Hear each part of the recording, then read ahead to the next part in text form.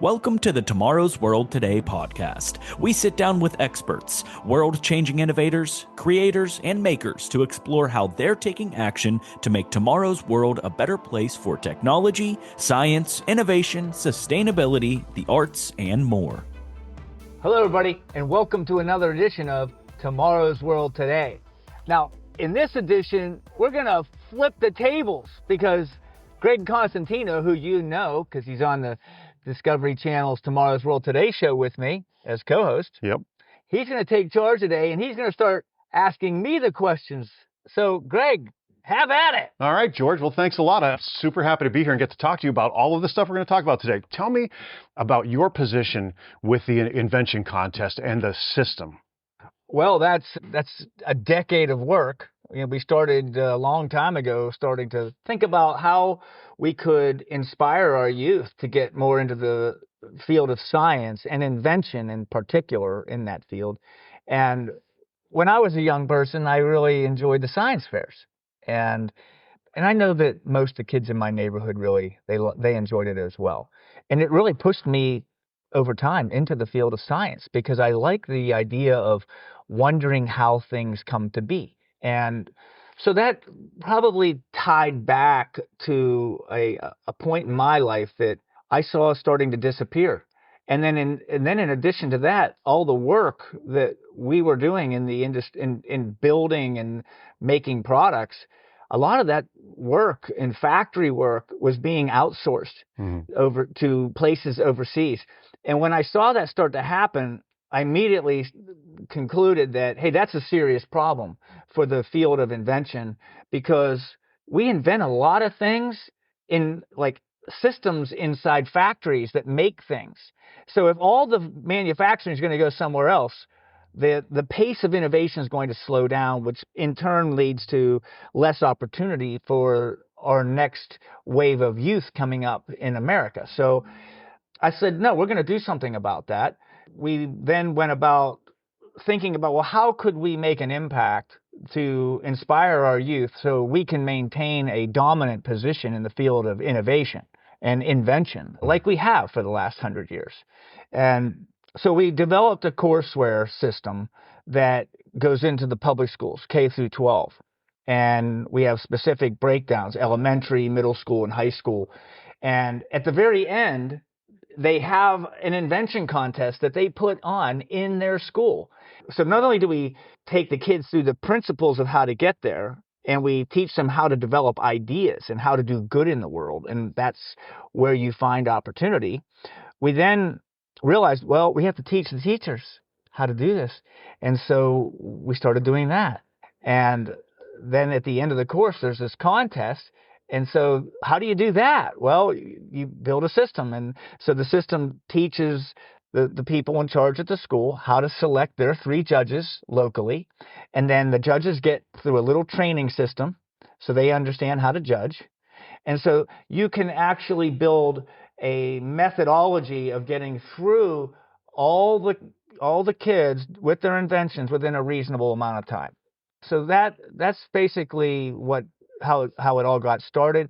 My role is basically creating and leading this initiative to try and get it to not only be in a regional space around our area, which is where it was first prototyped here in Pittsburgh and then perfected over 10 years, but now to take it on a national level. And eventually, we'll see. It might go global because we have some kids overseas now doing it too. Great. Well, let's talk a little bit about how you got here. How did, you mentioned the science fairs when you were a kid and how exciting that was to you. Yeah. What about your personal development and your professional development, and what led you to this place?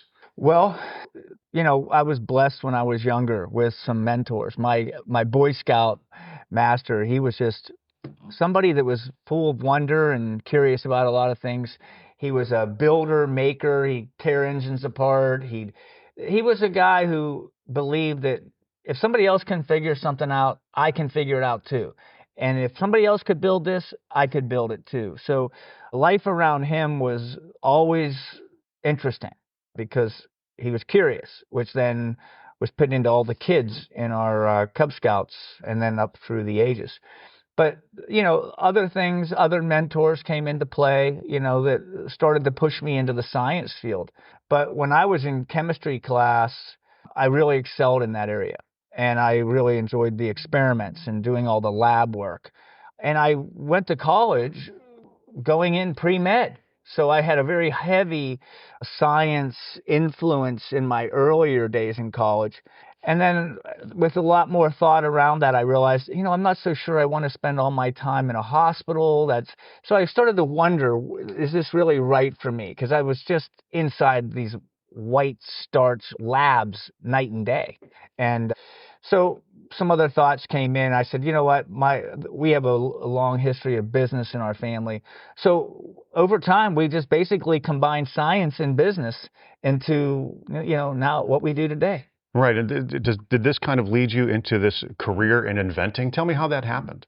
Yeah, that is kind of how it happened. When you decide to be involved with research and development and inventing, you basically learn how to sharpen your observational skills, but along with that, you really need to care about others more than you care about yourself. So you'll notice if you go back through time and you look at inventors that are, Louis Pasteur, the Edisons, anybody and everybody that you might think of as an inventor, they tend to put themselves second, and they're looking out at how can we help other people not deal with this problem. And if we could make that problem go away or make it so it's not such a big problem, that would free people up to be able to go do better things in their lives, to maybe even in the health field, if you can solve medical challenges, right? So it's really, I'd say it's a very good life. You're just chasing noble causes that are there to help others.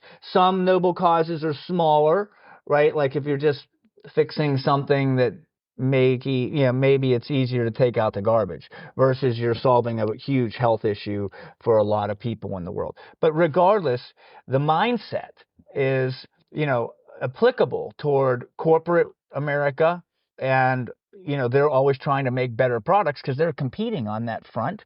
And then you've got government, right? You've got all these government labs that are out there. They employ many, many thousands of research and development people, and they're trying to also create new things like new forms of energy, new pretty much everything. Right. And so to me, the field of R&D and invention is exciting, and chasing the unknown has always been attractive to me.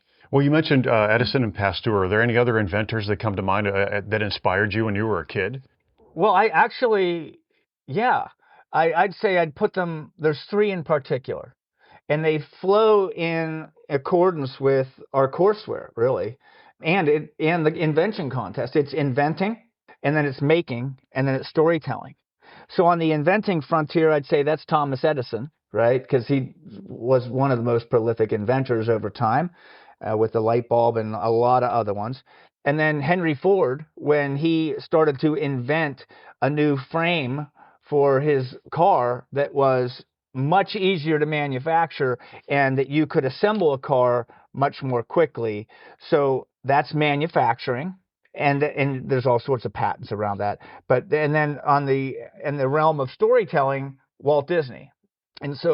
And Walt was an inventor too. Most people don't know that. He was not only a great storyteller, but there are inventions related to Walt as well. So it's inventing, making, and storytelling. Those are the three mentors for me anyway: Edison, Ford, and Disney. How do you think this all comes together into what might be your purpose today? Well, I think, I've been given an opportunity to identify a problem, and that, our youth, the youth that we are trying to grow into the next, part of the world, let's say, where are we going with science, and what are the demands? Now, for example, when we do this show, Tomorrow's World Today, I get to be in spaces with presidents and CEOs of some of the largest corporations in the world. And I kept hearing the same thing over and over. And I finally said, I'm going to do something about it.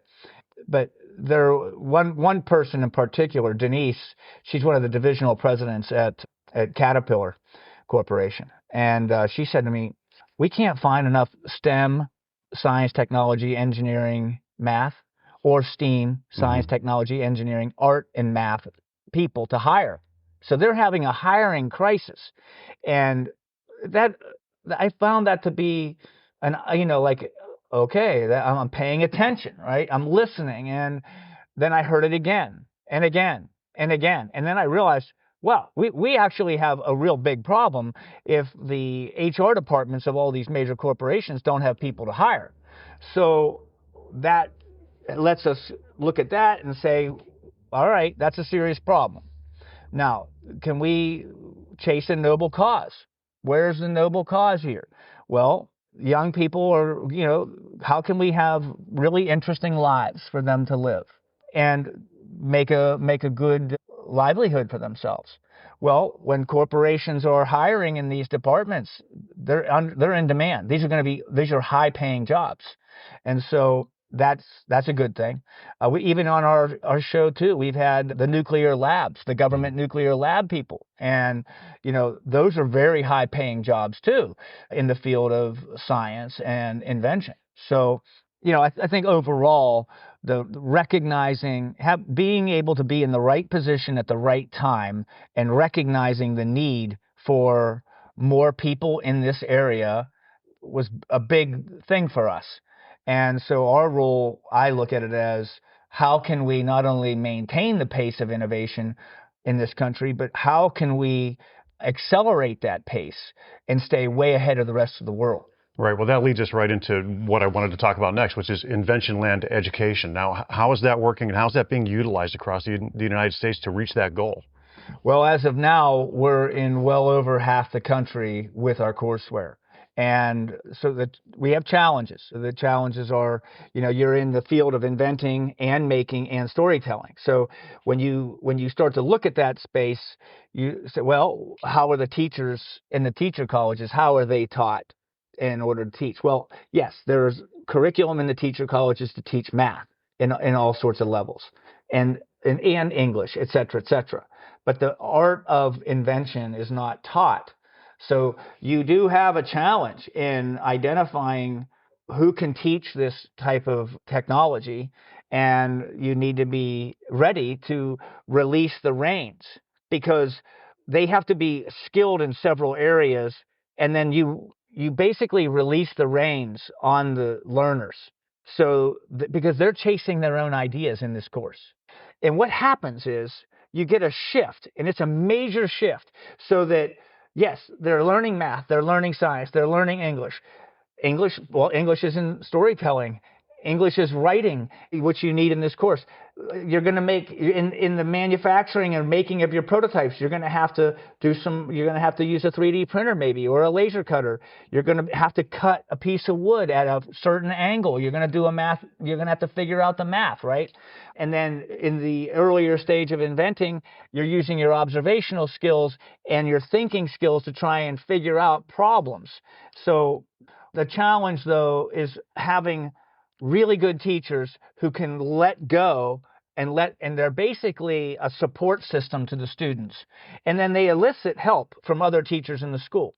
So it's, hey, we're going to have the math teacher to help come in and figure out maybe some of the angles on cuts we need to make, or what's the formula, the mathematical formula to do this, so that Sally or Joe can actually make that prototype or model that they're trying to build.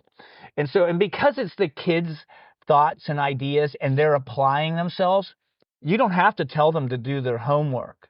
They do this work, and there's a new problem. And the new problem is you can't get them to stop, because they're working on their idea and they start to see it come to life.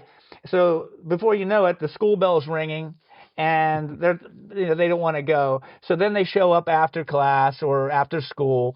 And the parents, some of the comments we hear back from them are, I love what my kid's doing. And they're like working on this stuff over the weekends, where, before they were just sitting down behind a screen playing video games. Right, right. Well, how does the 9-step process that you've created, how does that work into how you're teaching the teachers to teach? So that was part of the system to try and truncate it into these 9 basic principles of how invention works. So after doing inventing, I don't know if you're aware of this or not, but I have a lot of inventions in the market and a lot of patents and that type of thing. This is not theory. This is real world application. So I took a lot of the more successful products and I reverse engineered them. And I said, okay, what are the repeatable things that we're doing again and again and again and again to get to this outcome? And we took those and we compressed them into these 9 basic steps. Of course, there's more than 9 steps. Right. But in order to make it comprehensible, we had to put it into that format.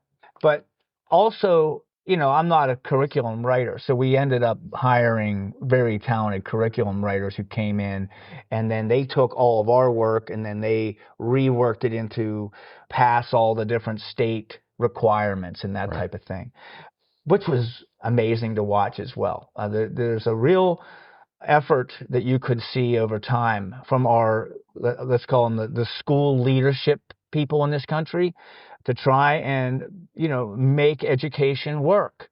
And right now it's working, and it's just getting innovated now.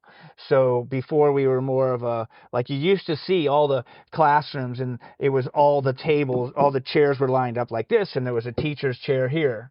In our innovation labs, that's shifting now, and it's the teacher roams.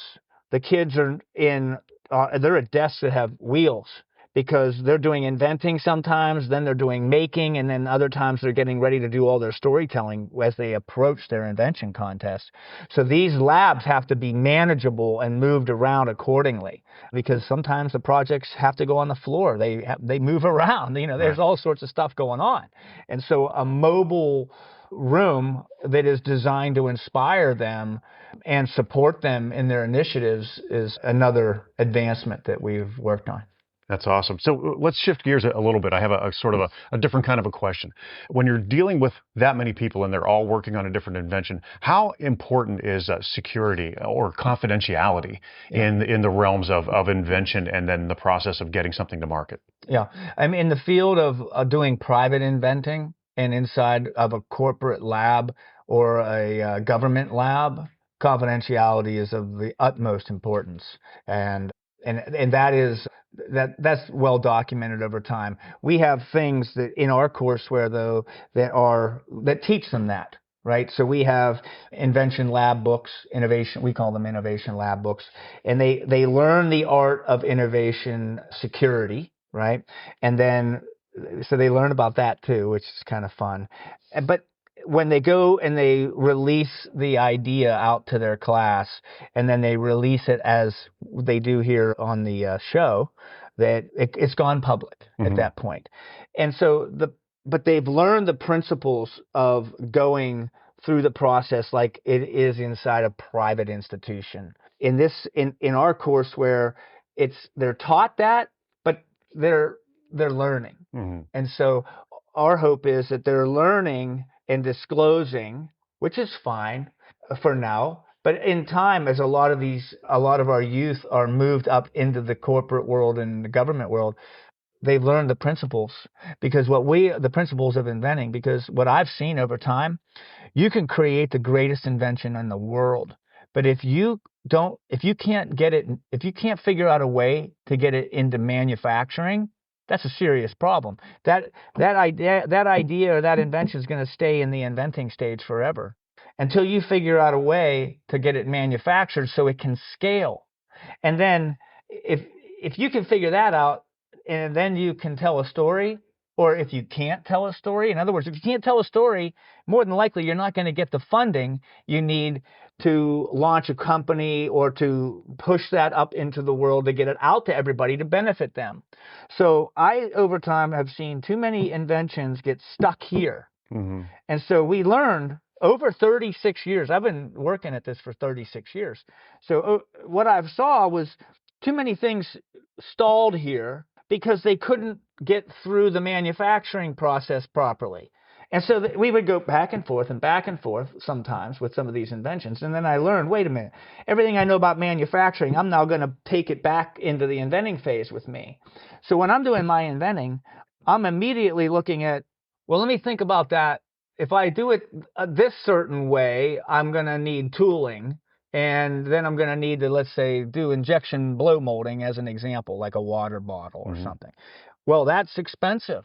Whereas if I go this direction, I might not need tooling. And so that's part of the conversation going on in the mind as you select a direction on your invention. But ultimately, once you get through those two, you have to tell the story to raise money or to manage the project into a business, et cetera, et cetera. You're going to talk to people about it. So these three things work in concert in order to get the idea either to a board of directors to approve it, or to start a company, so you're talking to an investor. Right. So you're going to make public disclosures. What we're hoping is that our youth, when they're in K through 12, they're going to learn this system, and that is more important at that stage. Even though we've seen over the last 2 years in our last couple invention contests, 4 teams have had their inventions licensed. Right. And 2 of them have now been in the market and selling, and those kids are making royalties today. Yeah, that's awesome. And so this whole idea of what you're talking about, those 3 things working together in concert, kind of leads me to my next question, which is on our show, we talk about the 4 worlds. Yes. So explain to me what the 4 worlds are and how they all work together in the same way that you just described. Yeah, I'd be happy to. Yeah, so in tomorrow's world today, we have the 4 worlds. We have the world of inspiration, the world of creation, the world of innovation, and the world of production. So the first world, the world of inspiration. And if you do a lot of inventing over time and you're a creative person, you will notice that you will withdraw from the creative energy that you have if you don't get outside into the natural world. So we talk about how to manage yourself as a human being. And we've studied this over time here at Inventionland, where we've watched fabulous inventors, very creative guys and gals who are working nonstop on solving problems and inventing solutions. And we represent that with the open hand. In other words, they're in sync. Their mind is free and it's coming up with solutions, and it's just really working really well. And at times, though, they run into problems. And then that mind's not so free anymore and it's getting locked up. Eventually, it gets to the point where, you've got like the white on your knuckles and you're not getting any more ideas out of that locked up brain. And so what we do is we train people on when to recognize that you're like that. And our managers recognize when people are like that. And they'll say, hey, you need to go out, go somewhere, go outside, get out in nature, go down by the water and the river, whatever, go unlock yourself.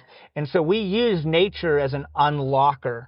And you'll see that like in Tomorrow's World Today, when they post, they're posting about everything from what's going on in the natural world to how to like kick your shoes off and get in the grass, look at the clouds. You will unlock very quickly.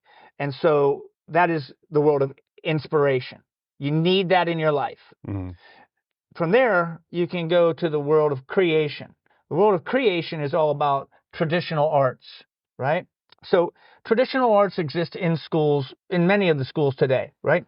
That's painting, doing pottery, maybe doing some stained glass, clubs and things of that nature. Baking is in there, cooking, gardening, those kinds of traditional arts, right? Traditional arts are very, very important for the creative human being. It's also an unlocker. So that if you're deep down the rabbit hole in working in technology and you want to release yourself, if you haven't noticed, well, it's interesting that I get unlocked when I'm over here and I'm creating a recipe for some kind of new thing that I'm cooking. Well, that's actually not unusual. You're doing a creative art. Mm-hmm. And so it's pulling you out. And so knowing, again, it's pulling you back to free yourself, right? So when you're doing traditional arts, it's a creative expression that is wonderful in what you can create. I used to take blacksmithing classes and lots of other types of art that I enjoy. and it brings happiness to me. And then when I decide to go and immerse myself into the innovation arts again, right, I'm ready, right? So let's talk about that. That's the world of innovation. And innovation arts can be highly complex. Just traditional arts can be very complex to master, right? You don't see many Michelangelos out there. Right. But you can enjoy yourself there and give yourself, that wonderful feeling, which gives you health. Over here, you're in this unknown world a lot. You're going to fail a lot. And you have to learn, how do I get back up? I just tried this, like this courseware. It was 10 years of incremental modifications to get it perfected to the point where it could work seamlessly for a school out in Kansas as well as out in New York City, right? So, it took a lot of failure, get back up, listen to your audience. What are they telling you? Where is it working? Where is it not working? And that'll wear you down over time, because we all like to think what we create is just so wonderful. But, it's only wonderful when others use it, and it doesn't require a lot of work on their part to use your service or your product. Right. And so making it simple to teach the art of invention and innovation, making it simple to do this in these 9 steps, it's all part of that world of innovation that we were talking about. Right. Right. And so the last world, which is the world of production, so that is where you convert your innovation into something that can be then scaled and given to the public at a price that they can afford. Okay. So, and also production it's repeatable and sustainable, right? So I might only have a prototype in the world of innovation. And then again, I have to figure it out, get it scaled, and then I have to get it funded. So over here in the world of production, you're talking about, have you ever gone on a factory tour? Yep. So if you can imagine factory tours in between the world of innovation, where they came up with whatever it was that they created as their product, and then going and building a 200,000 square foot factory, well, I guarantee you there's probably another 50 inventions inside that building that make this process come together, so you get this thing out here at the end. And along with that, there's another process, and that's the financial engineering of production, right? So you have to become, business literate, so to speak. And so that is our 4 worlds: inspiration, creation, innovation, and production. And they work as an ecosystem. And you manage yourself and your organization accordingly. And if you do that, you'll stay healthy. You'll be happy with your work forever. You just have to stay inside that realm. Right. And because it can get very complex. So I guess when we're talking about those 4 worlds, it leads us directly into STEAM and STEM. Yeah. And how that educational process makes those 4 worlds possible, and how that all works together, because you have to have all of those disciplines in order to make that work. So tell me how STEAM and STEM is important in an American classroom now. Yeah. So STEAM and STEM, that's been around for probably a decade, maybe even a little longer. It called that STEM and STEAM. So, but the art of applying STEM and STEAM, right? So everybody knows how important science, technology, engineering, art, and math are. We've known that hundreds of years, right? So, but sitting in the classroom and having it pushed at you versus you applying that, it's a totally different learning experience. One is engaging, the other's basically not. Certain students can excel at, book smart STEM and STEAM. What I find interesting is a lot of the students who they say are dyslexic, they're not the best learners out there. That's not true. What's true is they learn differently. And they learn, my observation, and I will prove this out over time, my observation is that STEM and STEAM students are non-stoppable when you get them into applied STEM and STEAM curriculums. But they're not going to sit They're not going to sit all day long and read and make note cards and read and make note cards. No, they have too much energy. They've got to get up and move around. But whenever you start getting into the making and that interesting area for them, they thrive in that environment. You can't stop them. So it's interesting to watch because our kids, they tend to learn on a 3-person team. And there's usually broken into that 3 pieces: inventing, making, and so one's more inventing, another one's more making, and the other one's more storytelling. So if you think about it, storytelling is marketing, right? The making side is more of in a factory, they like to get their hands dirty and whatnot. And the inventing side is more of somebody who wonders about how things work in the world. But when you take those 3 type of our youthful people, and you get them to start working together and brainstorming together and then make a team exercise come together, what we hear is that a lot of the kids who are your C students are getting the A's in that class. And a lot of the kids who get A's in all the other classes, like just the pure math class, they're getting the C's in this class. So we're seeing a very unique balance. And that's doing something else that nobody expected. And that is, we're seeing a more collaborative, friendly environment in those schools because those kids don't usually connect. And now in this course, they connect. And so then they see each other in the hall and they're communicating. It's just a wonderful, another ecosystem that's been formed that nobody saw coming. So, now, how is this going to work as we move into the future? Because you mentioned Denise from Caterpillar and the fact that they're having trouble finding the employees that they'll need in the future. But it sounds like these are the kids that are being educated right now in STEAM and STEM. Yes. And so my projection is that in another 15 years, when we have enough kids through this course, and then probably more 15 years, you're going to see a major impact. 25 years, we will easily have the scale and the growth of innovation that we want to see inside of our corporations and our government. There will be no lack of innovators at that time. That's excellent. So let's talk a little bit about how you do your own research for maybe a future product that you might be thinking about. Yeah. Well, it would start with what was the observation? What's the problem? So the research for me always begins with identifying problems. And after that, the research begins with, well, all right, well, let's go see what's been done in that field before.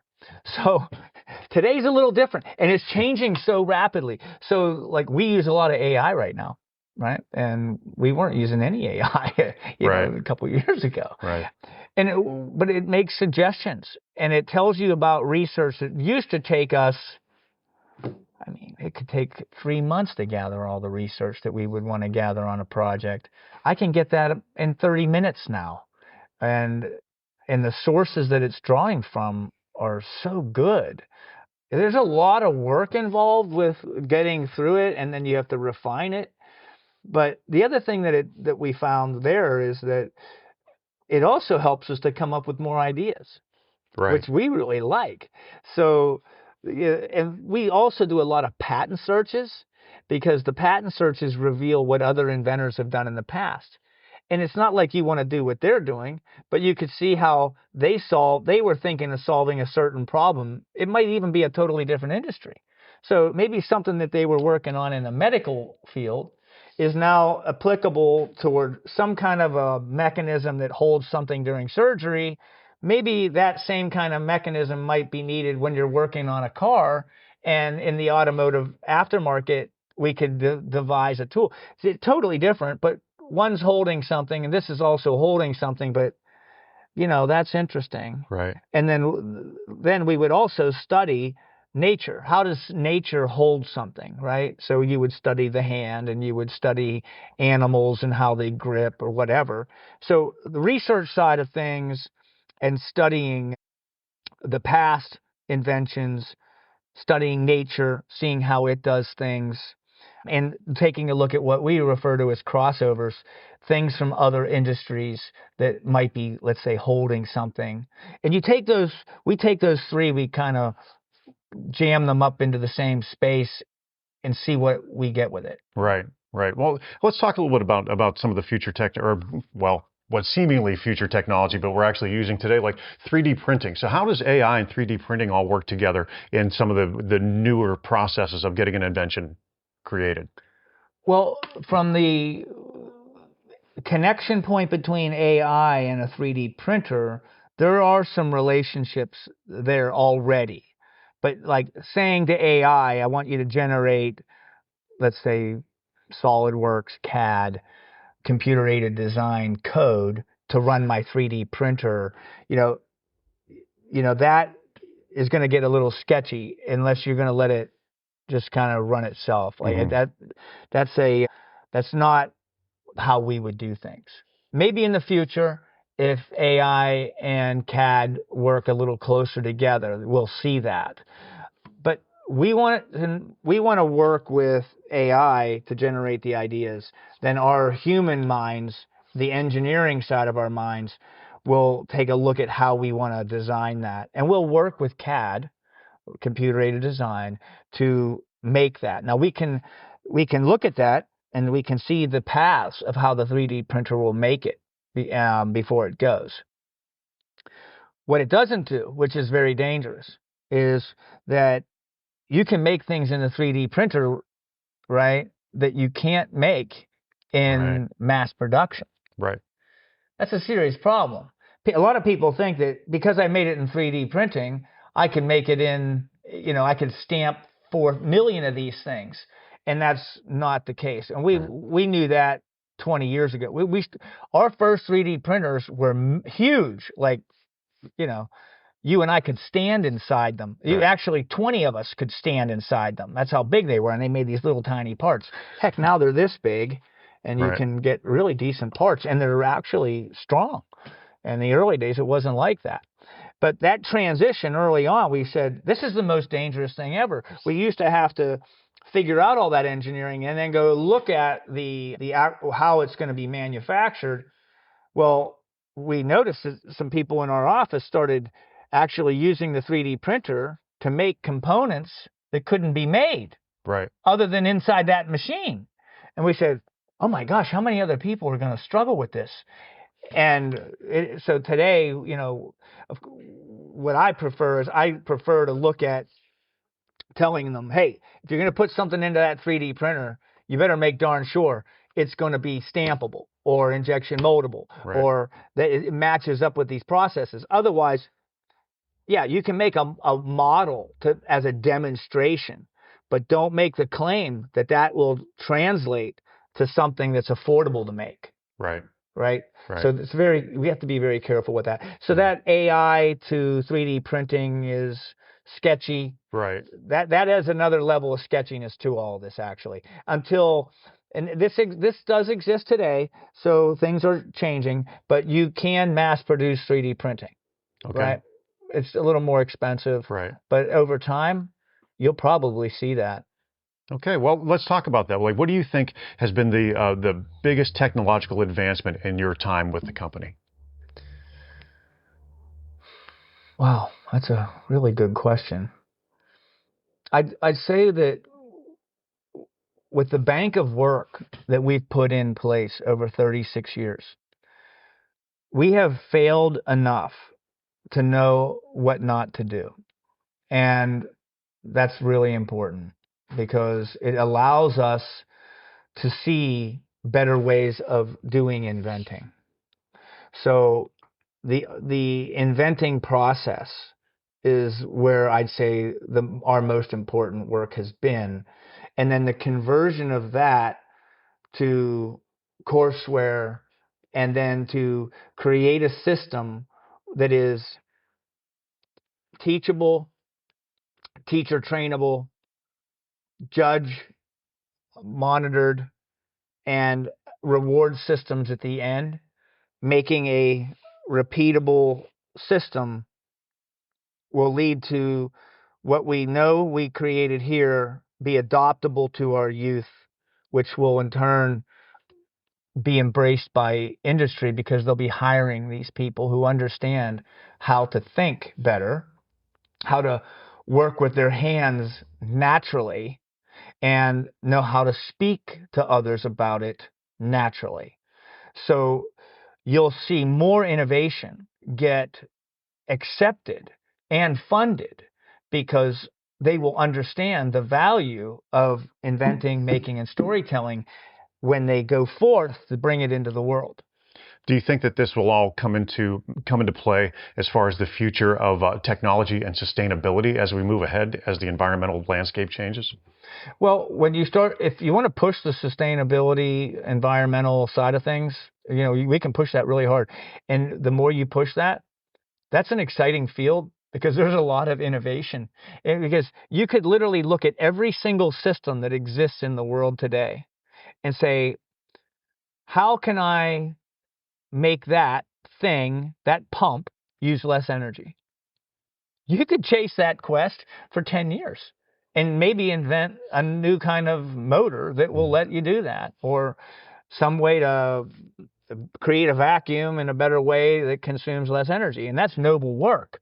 So we're consuming less natural resources along the way. So yeah, I mean, it's the field of sustainability is just full of opportunity for innovation work.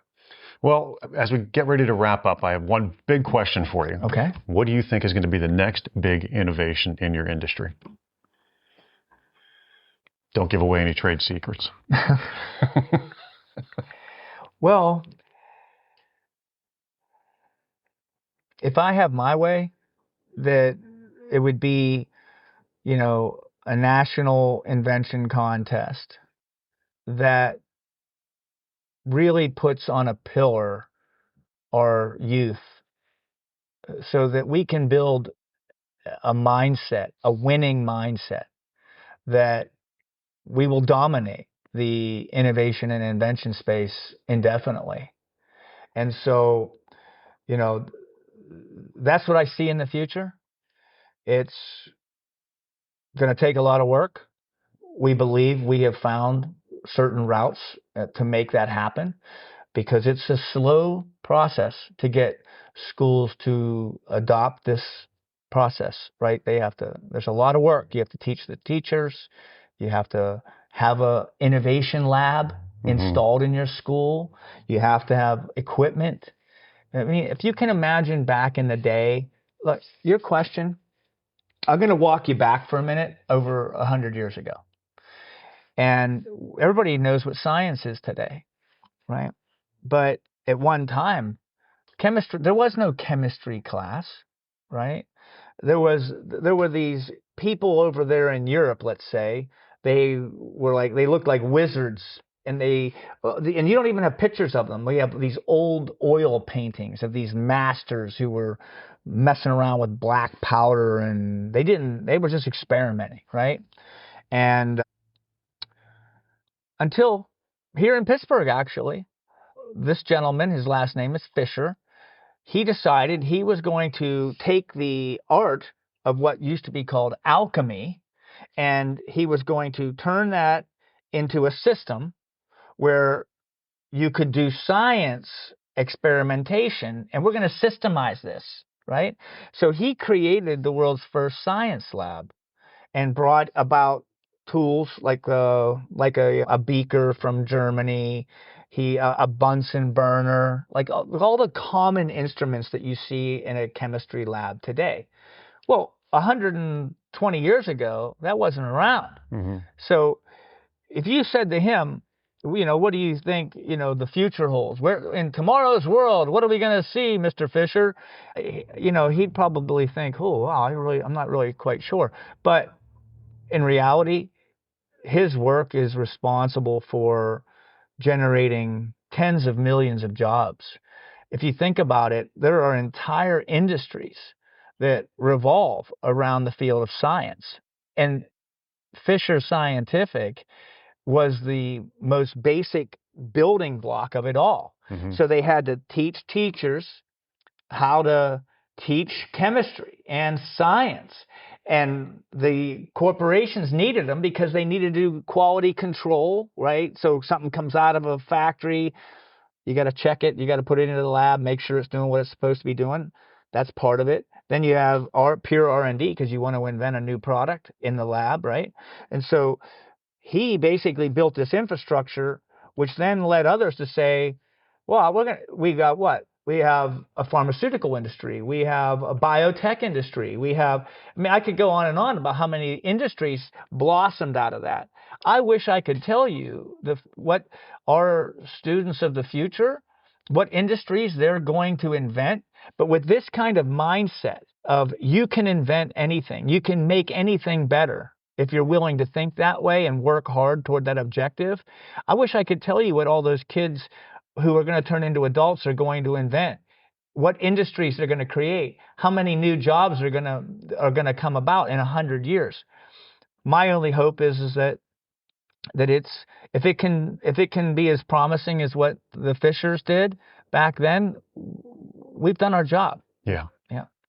George, thank you very much. This has been really great. It was a great opportunity to come and turn the tables. Yeah. Thank you, Greg. Well, everybody, that's another edition of Tomorrow's World Today.